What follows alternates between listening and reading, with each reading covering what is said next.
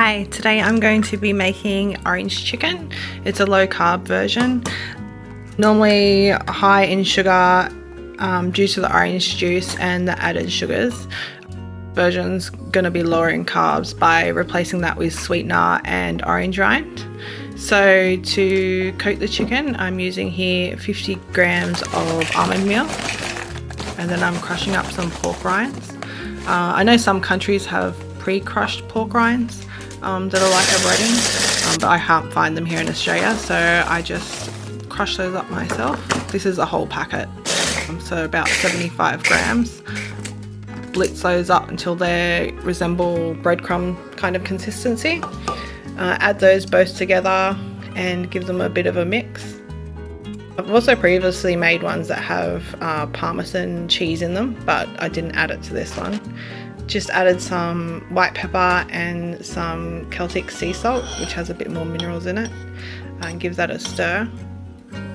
I'm going to be coating chicken Maryland pieces, but you could use any type of chicken that you prefer. You could use chicken breast or chicken thighs, but I just prefer the thighs or the Maryland because they're a bit more juicier. They don't dry out as much when you're frying them. So this is how the chicken looks like when it's breaded, and I pop that in the fridge just so it can set a bit while I'm working on the sauce. So the sauce today has a tablespoon of sesame oil. Have a quarter cup of rice wine vinegar. You could also replace this with any vinegar you like. I think apple cider vinegar would be nice, or another type of white vinegar. This is a quarter of a cup of brown sugar sweetener. You could replace this with any type of sweetener that you prefer. A quarter teaspoon of ginger and a quarter teaspoon of Chinese 5 spice. I'm going to chop up 2 cloves of garlic. So you can just finely dice those. You could also grate them up on a really fine grater or push them through a press, whatever you prefer. I'm going to add that into the sauce. I'm adding a zest of an orange, probably about 3/4 of this one, and 2 tablespoons of coconut aminos. Just prepping some side veggies here. We're going to have broccoli and zucchini with ours, and heating up some oil.